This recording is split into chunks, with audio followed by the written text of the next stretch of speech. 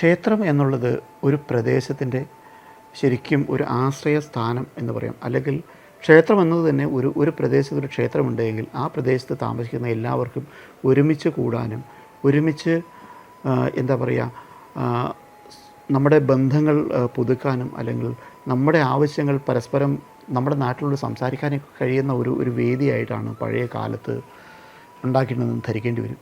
അപ്പോൾ ഒരു പ്രദേശത്ത് ഒരു ക്ഷേത്രമുണ്ട്, ആ ക്ഷേത്രത്തിലാണ് എല്ലാവരും കൂടുക. ആ ക്ഷേത്രത്തിലേക്ക് വരുമ്പോൾ അവിടെയാണ് ആ പ്രദേശത്തിൻ്റെ മുഴുവൻ ചൈതന്യം ഉള്ളത് എന്ന് വിശ്വസിക്കുന്നു. ഈ ക്ഷേത്രത്തിൽ ഒരു വിളക്ക്, ശ്രീകോവിലിൻ്റെ ഉള്ളിൽ ഒരു വിളക്ക് കത്തുന്ന പോലെ തന്നെ ഒരു വിളക്ക് 24 മണിക്കൂറും കത്തി നിൽക്കുക എന്ന് വിചാരിക്കുക. ഈ വിളക്ക് എന്താണ് പ്രതിദാനം ചെയ്യുക? അത് പ്രകാശം എന്നുള്ളത് ശരിക്കും ഒരു വളരെ വലിയ ഒരു മനസ്സിനെ അല്ലെങ്കിൽ ഒരു ഓപ്പൺനെസ്സിനെ പ്രതീകാത്മകമായിട്ട് പറയുന്ന ഒരു കാര്യമാണ് ശരിക്കും വിളക്ക് എന്ന് പറയുക.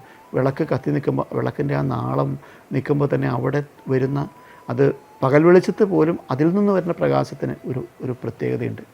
അപ്പോൾ വിളക്ക് കൊളുത്തുക, വിളക്ക് കത്തി നിൽക്കുക എന്നുള്ളത് നമുക്ക് ആ ഒരു പ്രദേശത്ത് അവിടെ ഭക്തരായി വരുന്ന എല്ലാവർക്കും അല്ലെങ്കിൽ ആ ഒരു ഭാഗത്തേക്ക് വരുന്ന എല്ലാവർക്കും ഒരു പ്രത്യേക അനുഭൂതി തരുന്ന ഒരു ഘടകമാണ്. ക്ഷേത്രത്തിലേക്ക് നമ്മൾ പോകുമ്പോൾ ആ ക്ഷേത്രത്തിലേക്ക് നമ്മൾ പോകുമ്പോൾ നമ്മൾ എണ്ണ കൊണ്ട് സമർപ്പിക്കുക, പൂവ് കൊണ്ട് സമർപ്പിക്കുക, അല്ലെങ്കിൽ പൂജാദ്രവ്യങ്ങൾ കൊണ്ട് സമർപ്പിക്കുക.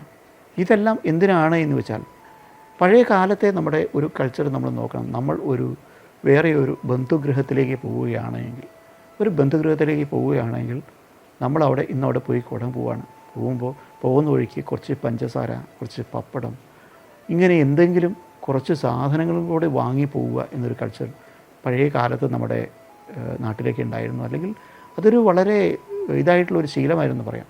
കാരണം നമ്മളൊരു ഭാഗത്തേക്ക് ചെല്ലുമ്പോൾ അവിടെ ആവശ്യമുള്ള എന്തെങ്കിലും സാധനം അവിടെ ചോദിക്കാതെ തന്നെ കൊണ്ടു കൊടുക്കുക. ആ ചോദിക്കാതെ കൊണ്ടു കൊടുക്കുമ്പോൾ അവിടുത്തെ നിത്യദാനങ്ങൾ നടക്കണം. നമ്മളവിടെ ചെല്ലുമ്പോൾ ഒരു ബുദ്ധിമുട്ട് അവർക്കുണ്ടാവരുത്. നമ്മളോട് ഇങ്ങനെ ചെന്നതുകൊണ്ട് നമ്മളിത് കൊടുത്തതുകൊണ്ട് ഒരു വിഷമമില്ലാതെ കാര്യങ്ങൾ നടക്കണം. ക്ഷേത്രം എന്നത് നമ്മുടെ എല്ലാവരുടെയുമാണ്. അപ്പോൾ ക്ഷേത്രത്തിലെ കാര്യങ്ങളെല്ലാം നടത്തുക എന്നുള്ളത് അവിടെ പോകുന്ന ഭക്തരുടെ ആവശ്യമാണ്. അവിടെ ഒരു ബുദ്ധിമുട്ടില്ലാതെ കാര്യങ്ങളെല്ലാം നടത്തുക.